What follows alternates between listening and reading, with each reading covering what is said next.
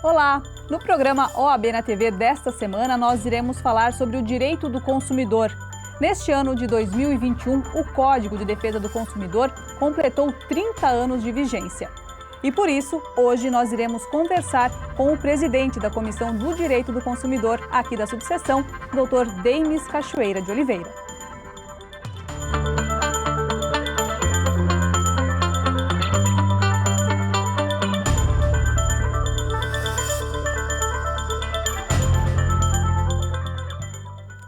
Além de acompanhar o programa OAB na TV, aqui na TV Câmara, você já sabe que também tem à sua disposição os canais do YouTube da OAB Subseção Itajaí, o Facebook da OAB Subseção Itajaí e também o Instagram. E neste ano de 2021, o programa OAB na TV está num formato um pouco diferente. Eu estou aqui no estúdio da TV Câmara e o nosso convidado está aqui do outro lado da telinha. E a gente vai fazer então esse bate-papo hoje com o Dr. Deimes Cachoeira de Oliveira, que é o presidente da Comissão do Direito do Consumidor aqui da subseção. Dr. Deimes, obrigada por estar aqui conosco nessa oportunidade para trazer informações então sobre o direito do consumidor. Olá, Luana, como vai? Eu cumprimento a você, cumprimento os telespectadores e agradeço pelo convite, pela deferência do presidente da OAB, Dr. Renato, e também os responsáveis aí pela TV Câmara de incluir um assunto tão importante, tão necessário, que é o direito do consumidor, na pauta aí de informações ao cidadão. É um prazer enorme conversar com vocês. Que bom, por aqui tudo certo também, Dr. Deimes. A gente começa falando então, nesse ano, 2021, em março, o Código de Defesa do Consumidor, ele completou 30 anos de vigência.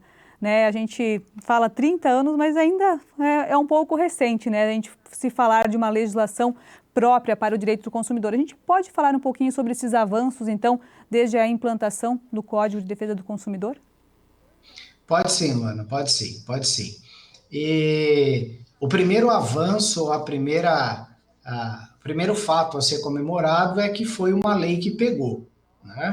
No Brasil tem essa pecha de que tem lei que não pega, mas o Código de Defesa do Consumidor pegou, claro que são 30 anos, e ainda nós temos várias deficiências quando se trata de defesa do consumidor, pensamos ainda que deveria já estar num estágio um pouco mais avançado a questão da proteção do consumidor, mas nós temos que lembrar que nós saímos de uma situação de inexistência de legislação que protegia o consumidor, ou seja, não tinha lei nenhuma que protegia o consumidor. Passamos por uma situação de reconhecimento da figura do consumidor, e hoje é uma das leis mais inovadoras, mais revolucionárias, dentro do que nós chamamos de direito privado, ou seja, aquele direito que não envolve o poder público, mas que é utilizado aí para organizar e regular a relação entre os particulares, principalmente naqueles que se enquadram como fornecedores, e a lei avançou tanto, que já era previsto isso, mas hoje ela se aplica inclusive contra o poder público em situações muito específicas, mas eu acredito que a principal mudança que a lei trouxe foi a mudança de consciência, consciência da sociedade de que existe uma cadeia de consumo, existe a figura de um consumidor, que até 1990, só existia na economia, a figura do consumidor não existia na legislação, não existia no direito, e que esse consumidor é a parte mais fraca da relação e que por isso deve ser protegido, e a mudança de consciência nos fornecedores em respeitar os consumidores, eu lembro de situações de quando a lei entrou em vigor e como ela previa a proteção do consumidor, os fornecedores de produtos perecíveis, aqueles que estragam, mercearias, supermercados, eles questionavam. Eles diziam, como é que eu vou colocar prazo de validade no leite?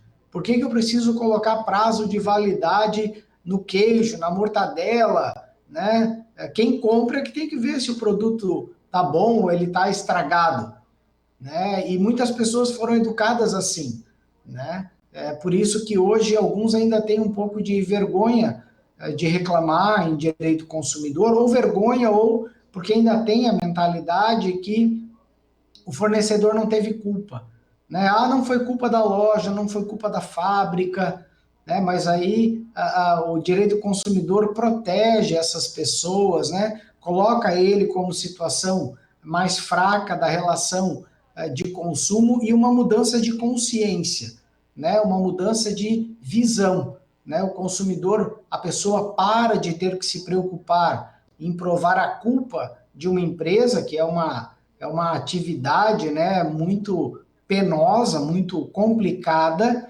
né, e trouxe aí um outro tipo de responsabilidade para os fornecedores, que é principalmente baseado no risco da atividade. Perfeito, doutor. E com certeza a gente nem precisa ir muito longe, né? Em menos de 5 anos, muitas coisas também mudaram, né? A tecnologia, o uso da tecnologia no último ano, a pandemia também. Com certeza também devemos ter mudanças já atuais, mas para os próximos anos também em relação ao direito do consumidor, né?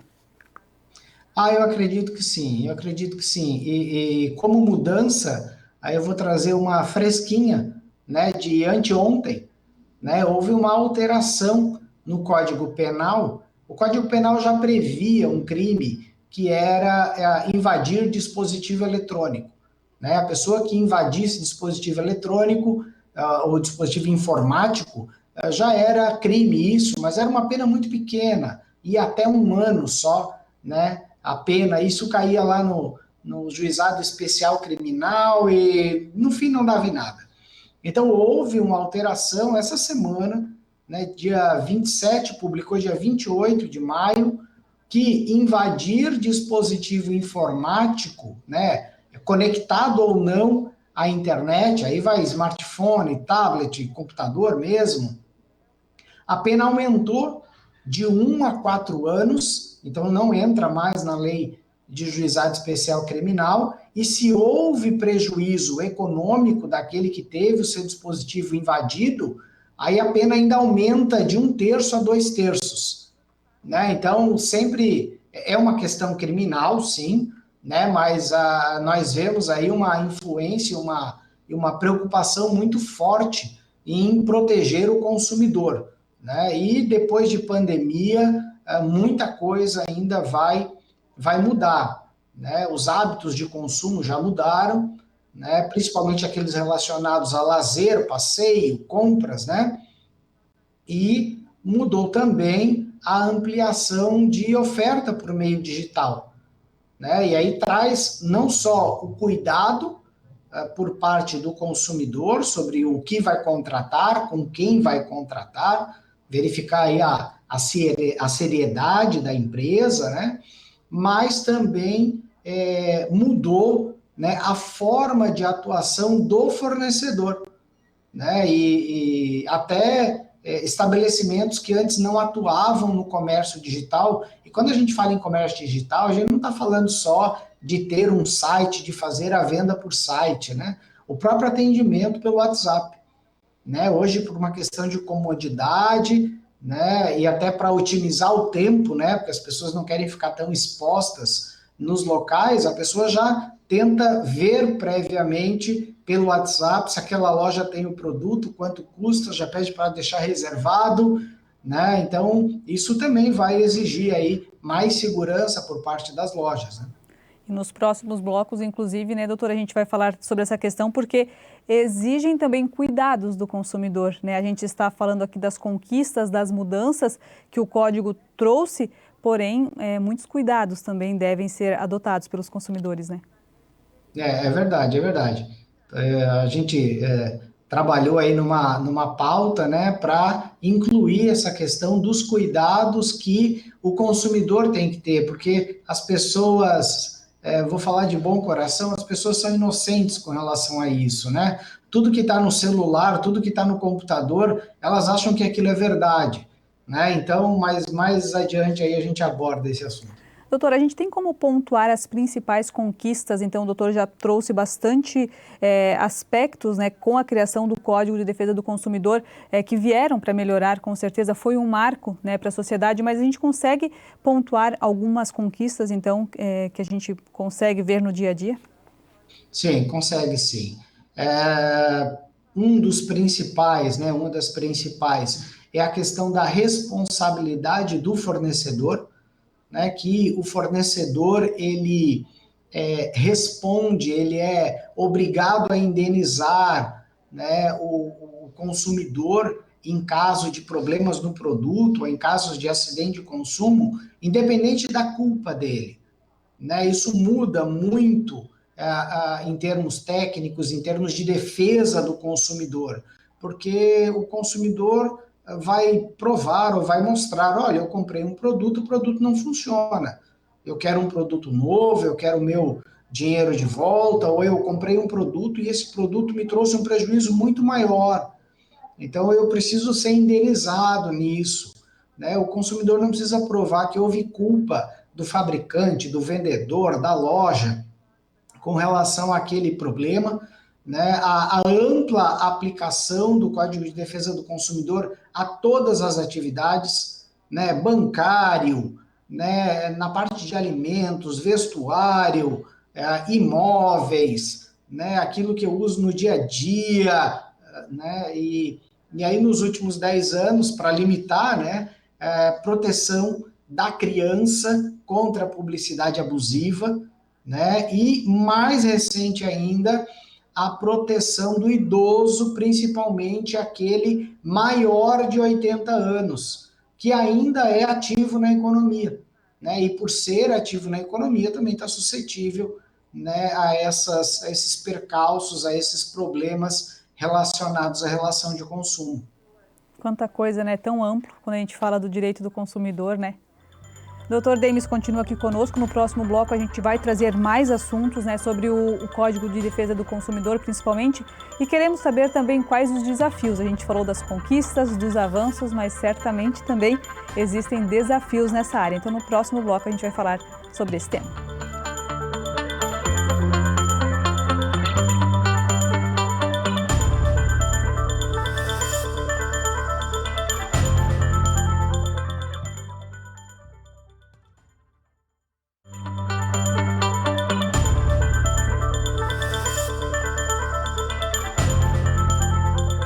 Retornamos com o programa OAB na TV e hoje o nosso tema da entrevista é Direito do Consumidor. O nosso convidado é o presidente da Comissão de Direito do Consumidor aqui da subseção de Itajaí, Dr. Demis Cachoeira de Oliveira.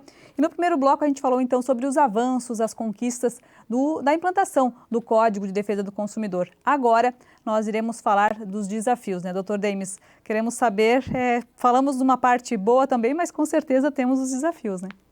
Temos. E eu acredito que o principal deles, Luana, é nós continuarmos conversando, debatendo, né, de um ponto de vista saudável, questionando a proteção do consumidor, né, porque hoje, felizmente, a gente está tendo a oportunidade de esclarecer alguns pontos em direitos do consumidor, mas está ligado diretamente no nosso dia a dia, né? Nós acordamos, né, e já olhamos no celular, já é relação de consumo, né? Apagou a luz para dormir, é relação de consumo. Então, com o tempo, nós deixamos de ser um pouco cidadãos e passamos a ser consumidores, né? E aí, o leque de aplicação do direito consumidor, né, plano de saúde, compra de produto, passeios, né? Então, o principal desafio é nunca esquecer, né? Continuar debatendo e vendo melhores formas de proteger o consumidor, porque nós não podemos pensar que as formas atualmente existentes são suficientes, né? Nós não podemos pensar que, apesar do trabalho forte, né, um trabalho louvável que cada PROCON da cidade faz, né, com o material humano que tem, né, o PROCON faz quase milagre, né? Mas nós não podemos imaginar que a existência de um PROCON no município né, e principalmente num lugar físico, né, sendo que as pessoas moram em várias áreas do município, né, não podemos imaginar que aquela é a única forma e é suficiente de proteger o consumidor, ou que a existência de uma plataforma online de auxílio ao consumidor, que nós vamos comentar hoje, né, isso é o limite de proteção ao consumidor. Não, é necessário mesmo ampliar, por exemplo, a atuação do PROCON, né, com abertura também de postos de atendimento mais próximo do cidadão, né, quem sabe aí junto a escolas públicas, né, até porque o PROCON, ele tem os 3 níveis, né, ele atua no município, sim, tem o estadual, e estão todos submetidos aí à Secretaria Nacional de Defesa do Consumidor, junto com o Ministério da Justiça, né, mas essa atuação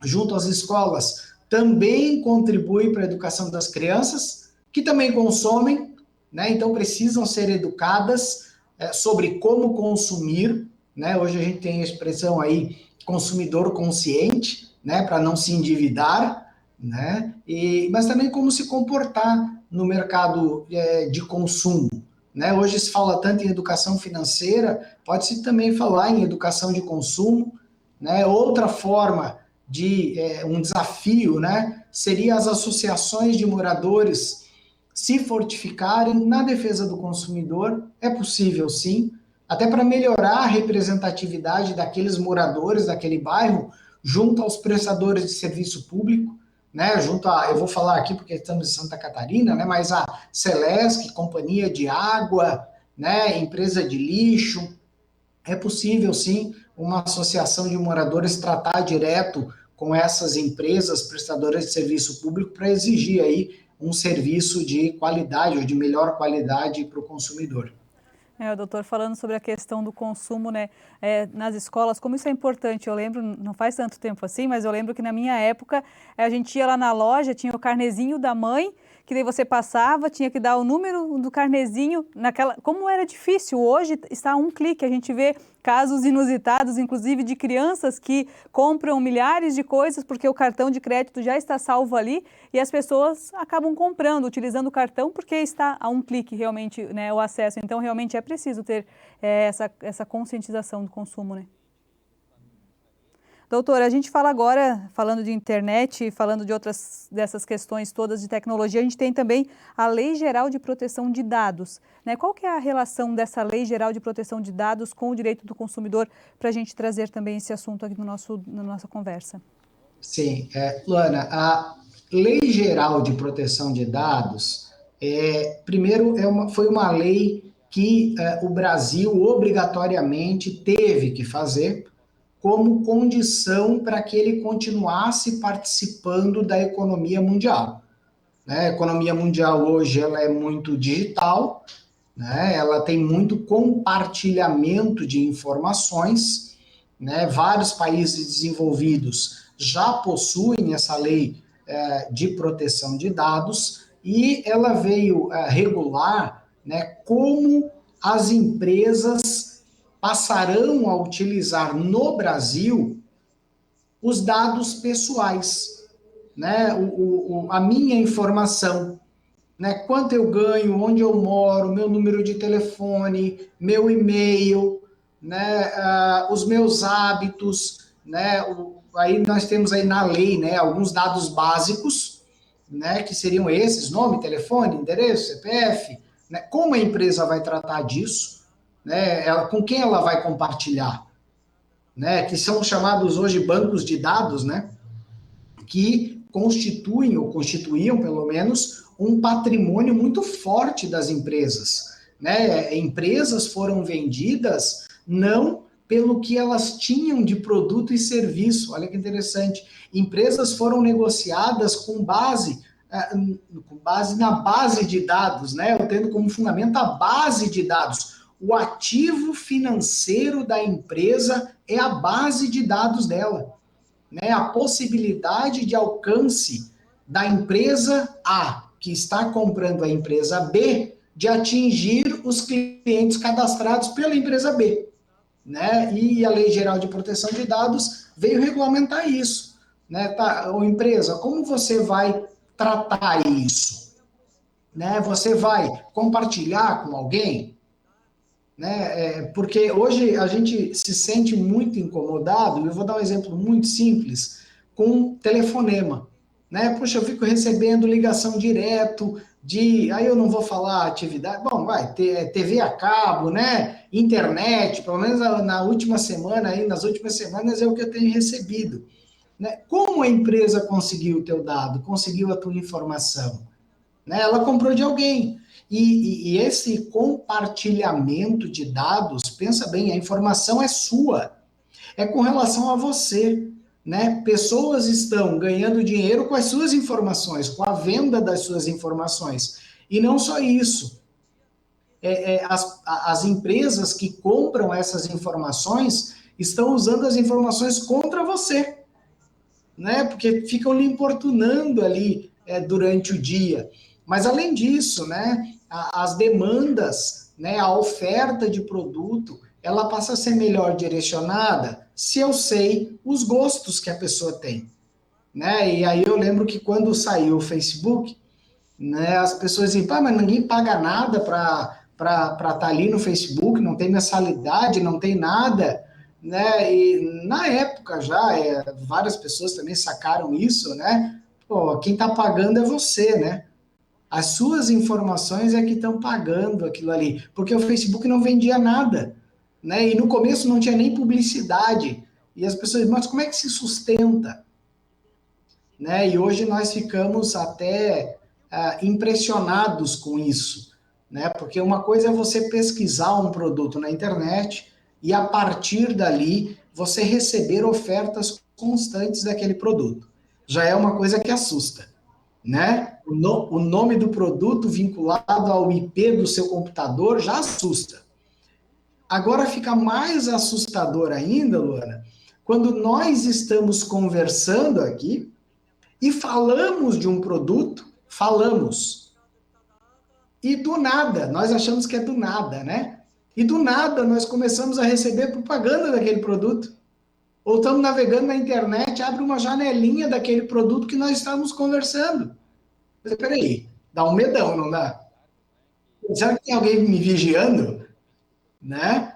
E a Lei Geral de Proteção de Dados, ela veio a regulamentar isso, né? De que forma a empresa vai tratar os dados dos cidadãos, né? E aí, puxando para direito do consumidor, o Código do Consumidor já tinha uma previsão de que se o consumidor encontrasse inexatidão nos seus dados, ele podia solicitar que fosse corrigido.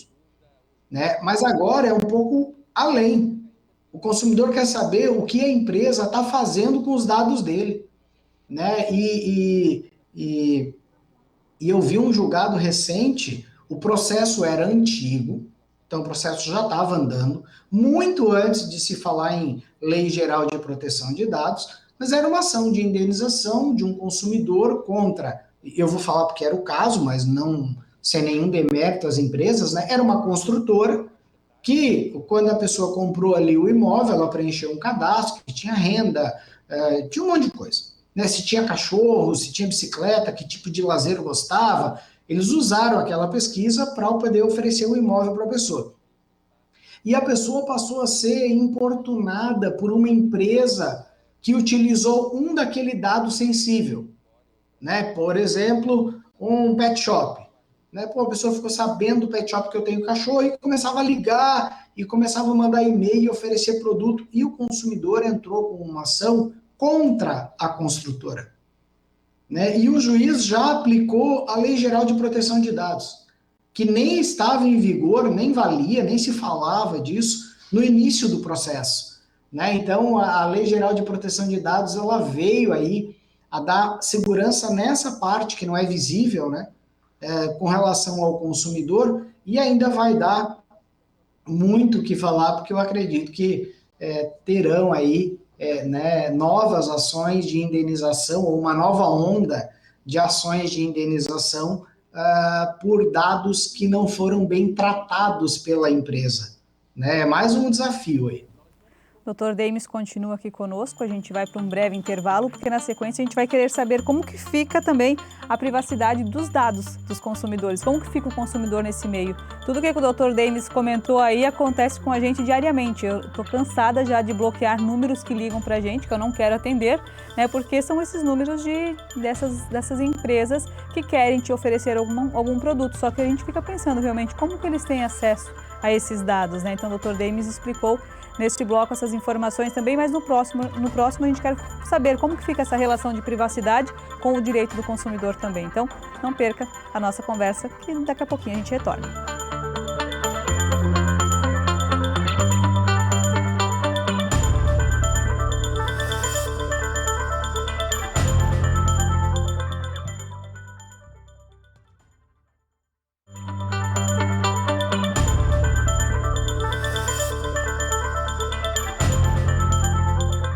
Retornamos com o programa OAB na TV e hoje a gente está falando sobre direitos do consumidor. Dr. Demis Cachoeira de Oliveira está aqui conosco, ele é presidente da comissão aqui da subseção de Direito do Consumidor. Agora a gente vai falar então sobre como fica a privacidade, né, dos consumidores nesse meio digital. A gente comentou no outro bloco tudo que é possível, né, do uso dos nossos dados, mas como que fica a privacidade do consumidor? A partir de agora, a gente pode dizer que o consumidor tem privacidade, antes não tinha, né? E a partir de agora, ele pode solicitar à empresa que está fazendo contato com ele, né? Como você teve as minhas informações, né? E ele pode, inclusive, né, sem fazer nenhuma neura, né, sem nenhuma teoria da conspiração, ele pode, inclusive, solicitar aos fornecedores para que o fornecedor diga que informações ele tem a meu respeito. Né? Eu posso indagar em uma loja dizendo, ei, o que você tem meu? Se a loja não tiver nada, ela já vai dar na hora. Eu não tenho nenhuma informação sua. É na hora. Se a loja, a fábrica, né, o fornecedor, ele não me der isso na hora, presume que ele tem alguma informação, porque a negativa é na hora. Né? A confirmação é que pode ser depois. A confirmação vai ser, olha, eu tenho essa informação sua, né, o seu nome, quantos anos você tem, né, se você tem cabelo ou não, se você faz esporte, qual é o seu tamanho de roupa, né, informações que são irrelevantes, né, mas para aquele fornecedor específico é importante, né, mas, e aí ele vai dizer, eu tenho essas informações e eu vou usar com essa finalidade. Eu posso pedir, pode destruir as informações que eu não quero que você tenha. Por isso que toda vez que alguém vai contratar, aí você falou do carnezinho, né, da caderneta lá da mãe, toda vez que alguém vai comprar crédito, a pessoa vai ter que pegar um consentimento do consumidor, que está autorizado a armazenar os dados dele, né, por quanto tempo, para qual finalidade. Então hoje a gente pode dizer realmente que o consumidor tem direito à privacidade, né, como antes não tinha. E cabe multa, é multa pesada, multa que pode chegar a 50 milhões de reais contra as empresas. Entendi. Doutor, a gente tem uma outra plataforma, consumidor.gov.br. Também veio para auxiliar o consumidor? Veio. Né? Essa é uma... apesar de ser intuitivo, ou seja, você vai entrar ali na plataforma, no site, consumidor.gov.br. Ali vai dizer o que você quer fazer. Eu quero fazer a minha reclamação contra quem, ele já vai sugerir o nome da empresa, já vai perguntar que tipo de problema você tem. É uma forma do consumidor resolver o seu problema sem precisar ir para o judiciário, né? E às vezes sem precisar ir no PROCON, porque vou pegar aqui por Itajaí, né? O PROCON fica localizado no centro. Né, ali agora vai falar, antiga rótula ali da Marcos Conder com a Joca Brandão. A pessoa que mora no São Vicente, no Cordeiros, lá na Fazendinha, né, ou lá nos Salseiros, lá como é que ela vai até o PROCON para reclamar? E, às vezes, para fazer uma reclamação contra uma empresa que nem é de Itajaí. Né, ela vai acessar essa plataforma. Né, ela vai acessar, vai fazer a sua reclamação, vai precisar realmente de um conhecimento um pouco melhor de informática, né? Ela vai precisar ter uma noção, senão ela vai ter que pedir ajuda ali para um neto, para um sobrinho, né? E o objetivo dessa plataforma é auxiliar a pessoa a resolver o problema. tem um índice satisfativo de resoluções, né? Mas às vezes também já mostra que a empresa não quer resolver, né? Mas tem que estar sempre atento, porque não é só botar lá a reclamação, a empresa vai responder e você vai ficar. É um reclame aqui, só que do governo, né? É uma boa opção também. E agora, inclusive, eu estava pesquisando sobre a questão do direito do consumidor e encontrei uma notícia que o Facebook também agora vai fazer parte dessa plataforma. O que isso significa, né, por exemplo, para o consumidor?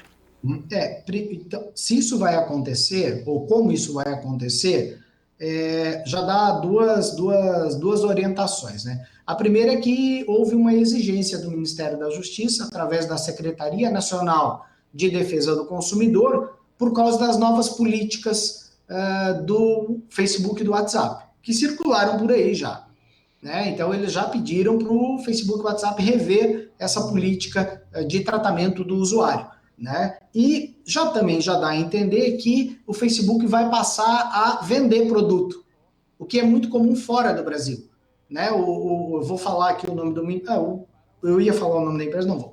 Mas o Facebook, ele atua como intermediação. Eu quero vender uma bicicleta, eu anuncio no Facebook, alguém compra, né? Então, ele vai usar também essa plataforma, né? O consumidor vai poder usar essa plataforma para fazer as suas reclamações contra o Facebook, se necessário, né? Se necessário, né? Talvez seja essa uma das finalidades. Entendi. Outra questão bem corriqueira que a gente tem acompanhado nos últimos tempos é a questão da clonagem do número do WhatsApp, né, doutor? Muitas pessoas colocando meu número foi clonado, não cliquem naquele link porque não sou eu que estou pedindo dinheiro. Qual que é a relação também do direito do consumidor nesse caso? Puxa, eu vi recente uma decisão em que o juiz condenou a empresa de telefonia a pagar uma indenização porque a pessoa teve o seu número clonado, né? Tem aquelas situações em que o celular é clonado, né? E a gente não sabe como isso acontece, né? Alguém copia o meu número, e tem aquelas situações em que a pessoa baixa um aplicativo ou clica num site e aquilo acaba extraindo os dados dela. Então, nós vamos separar rapidamente isso. Nós estamos falando daquele celular que foi clonado, sem a pessoa baixar um aplicativo, né? Isso é total direito do consumidor, né? Tanto da pessoa com relação à operadora de telefonia, né? Como da pessoa com relação ao WhatsApp. Porque eu presumo que se eu tenho um número cadastrado no WhatsApp, aquele número é só meu, né? E aplica ali, sim, direito do consumidor. Doutor, a gente trouxe tantas informações relacionadas ao direito do consumidor, mas a gente não pode esquecer também das orientações. Quais são as principais nesse momento? Nessa parte de direito digital, né, na parte de WhatsApp, clonagem, eu vou deixar um site a título de informação, é um site governamental, que é C de casa, T de tatu, I de igreja e R de Rogério, cetir.gov.br, né, para a gente poder otimizar o tempo. Nesse site tem ali alertas e recomendações. Ali o consumidor vai encontrar várias orientações sobre o que fazer e como fazer, caso tenha aí o seu celular clonado, WhatsApp clonado, alguém hackeou a conta de Instagram, de Facebook, né? Mas a principal recomendação é quando vai tratar com negócios assim, desconfiar de ofertas muito fáceis, né? Tem muita oferta de produto barato, né, em site de relacionamentos, né, em redes sociais. Às vezes o consumidor recebe um telefonema de um empréstimo de um valor alto, numa parcela baixinho, com juros mais baixinho ainda, ele só precisa pagar uma entrada, né? Cuidado, né? Esses negócios são os mais arriscados aí, né? E não é porque você não vai fazer o negócio naquela hora que você não pode fazer depois, né? Eu tenho para mim assim, quando começa a botar muita pressão para fazer o negócio, já tem alguma coisa errada, como se diz, tem gato na tuba, né? Então é realmente um pouco de cautela numa hora dessas. Perfeito. E sempre lembrando também, a gente falou aqui do site do consumidor.gov.br e do Reclame Aqui, é uma orientação também ao consumidor que dê uma pesquisada ali no nome da empresa que ela vai fazer algum negócio também, né? Quando a gente vai conversar com pessoas, a gente também pesquisa, né? Se a pessoa é de boa índole, não é, então vai contratar, vai pesquisar também. Perfeito. Dr. Demis, obrigada pela participação aqui no programa OAB na TV. Foi um prazer compartilhar também tantas informações aqui com o nosso público. Um grande abraço e obrigada. Obrigado, Luana. Um grande abraço e espero voltar em breve. O programa OAB na TV de hoje vai ficando por aqui e não esqueça que você pode acompanhar todas as entrevistas completas no nosso canal, no YouTube da OAB Subseção Itajaí, nosso Facebook e o nosso Instagram. O programa OAB na TV vai ao ar sempre às terças e quintas-feiras, a partir das 10 horas da noite. Um grande abraço a todos e até o nosso próximo encontro.